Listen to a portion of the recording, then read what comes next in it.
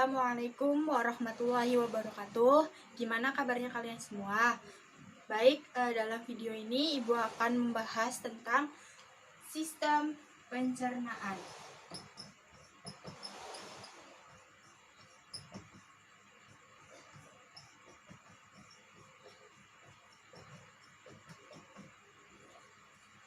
Di mana sistem pencernaan merupakan sebuah proses perubahan molekul-molekul zat makanan yang lebih besar menjadi molekul-molekul yang lebih sederhana sehingga dapat diserap oleh dinding usus.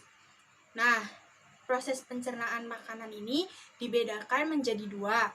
Yang pertama yaitu pencernaan makanan secara mekanik, di mana proses pencernaan makanan secara mekanik ini berfungsi untuk menghaluskan makanan agar mudah ditelan dan dicerna lebih lanjut. Kemudian yang kedua yaitu ada pencernaan kimiawi, di mana pencernaan kimiawi ini merupakan proses pencernaan makanan yang dibantu oleh enzim-enzim pencernaan. Oke, selanjutnya yaitu ada organ-organ pencernaan manusia. Perhatikan gambar di samping ini. Organ-organ pencernaan manusia ini yang pertama yaitu ada rongga mulut, di mana rongga mulut ini merupakan pintu masuk makanan ke dalam tubuh. Di dalam rongga mulut ini terjadi pencernaan secara mekanik dan juga kimiawi. Bagian yang berfungsi mencerna makanan di rongga mulut yaitu ada gigi, lidah, dan air liur. Gigi dan lidah ini mencerna makanan secara mekanik, sedangkan air liur ini mencerna makanan secara kimiawi. Gigi juga berfungsi untuk menghancurkan makanan, sedangkan lidah berfungsi mengatur letak makanan pada saat mengunyah, membantu saat menelan makanan, dan mengecap rasa makanan. Nah, permukaan lidah kita dapat mengecap berbagai rasa, seperti rasa manis, pahit, asam, asin, dan gurih. Nah, air ludah ini berperan penting dalam proses perubahan makanan secara kimiawi. Baik, selanjutnya yaitu yang kedua yaitu ada kerongkongan. Kerongkongan ini merupakan saluran penghubung antara rongga mulut dengan lambung. Kerongkongan ini bentuknya itu menyerupai seperti tabung dengan panjang sekitar 20 cm. Pada kerongkongan ini terjadi gerak peristaltik, yaitu gerakan mendorong makanan menuju lambung. Yang ketiga yaitu ada lambung. Lambung ini terletak di dalam rongga perut sebelah kiri atas. Di dalam lambung, makanan dicerna kembali secara mekanik dan juga kimiawi. Pencernaan secara mekanik dilakukan oleh dinding lambung yang meremas dan mengaduk makanan. Sedangkan pencernaan kimiawi dilakukan oleh zat-zat yang dihasilkan oleh kelenjar-kelenjar lambung, di mana kelenjar-kelenjar lambung ini menghasilkan sebuah enzim, yaitu enzim pepsin, renin, dan asam klorida atau HCl. Enzim pepsin ini memecah protein menjadi pepton, sedangkan enzim renin ini mengubah protein susu menjadi kasein. Sedangkan asam klorida atau HCl mengasamkan makanan dan membunuh kuman yang masuk bersama makanan. Selanjutnya yang keempat yaitu ada usus halus. Usus halus ini merupakan usus terpanjang dalam saluran pencernaan. Panjangnya sekitar 6-7 meter. Di sepanjang dinding usus halus dihasilkan enzim-enzim yang berguna untuk mencerna hasil pencernaan dari lambung yang masuk ke usus halus. Enzim-enzim yang dihasilkannya yaitu seperti enzim maltase, sukrase, fraktase, dan eriksin. Nah, usus halus ini terdiri dari 3 bagian, yaitu yang pertama usus 12 jari atau duodenum. Panjang usus 12 jari ini sekitar 25 cm atau berukuran 12 jari tangan orang dewasa. Di dalam usus 12 jari ini terdapat enzim amilase tripsin, dan lipase. Yang kedua yaitu ada usus kosong. Di dalam usus kosong ini terjadi proses pencernaan makanan secara kimiawi menggunakan enzim yang dihasilkan dari dinding usus. Kemudian yang ketiga yaitu ada usus penyerapan atau ileum. Yaitu usus ini merupakan tempat penyerapan sari-sari makanan.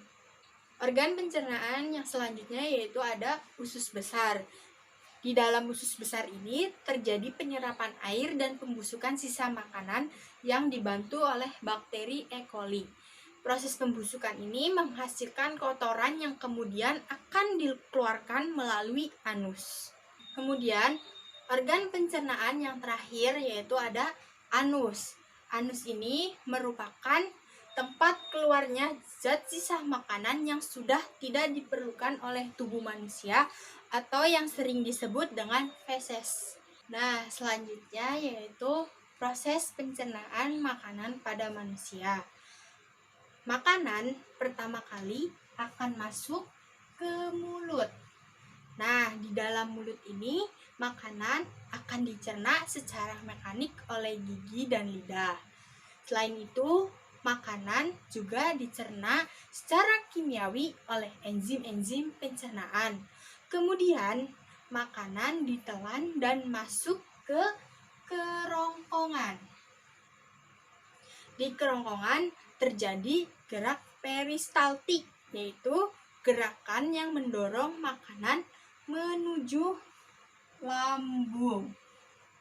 Di dalam lambung ini, makanan dicerna secara mekanik dibantu oleh dinding lambung dan secara kimiawi dibantu oleh enzim pepsin, renin, dan HCl atau asam klorida. Kemudian, makanan dari lambung akan bergerak menuju ke usus halus. Nah, di usus halus ini, makanan dicerna lebih lanjut secara kimiawi oleh enzim-enzim yang berasal dari usus halus. Nah, selanjutnya yaitu sisa pencernaan akan masuk ke dalam usus besar. Di usus besar ini terjadi proses penyerapan kembali atau reabsorpsi, dan sisa pencernaan ini akan dibusukkan oleh bakteri E. coli. Kemudian, sisa-sisa pencernaan yang sudah tidak diperlukan oleh tubuh akan dikeluarkan melalui anus.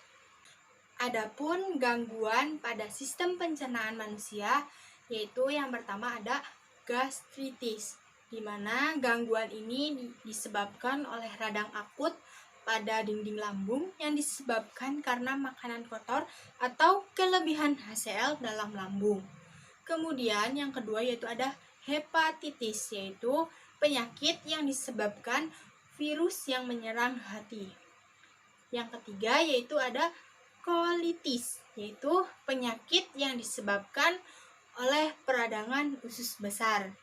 Kemudian yang keempat yaitu ada apendisitis, yaitu peradangan pada umbai cacing atau usus buntu dan hanya dapat disembuhkan melalui operasi. Kemudian yang kelima itu ada serostomia, yaitu gangguan pada rongga mulut di mana produksi air liur menurun sehingga mulut terasa kering. Kemudian yang keenam yaitu ada sembelit. Sembelit ini merupakan gangguan berupa susah buang air besar karena penyerapan air di kolon berlebihan.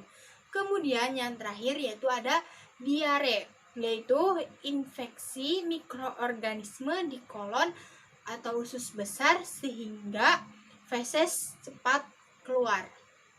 Sekian pembelajaran kali ini, Ibu tutup. Apabila ada yang belum paham, silahkan tanyakan pada forum Google Classroom.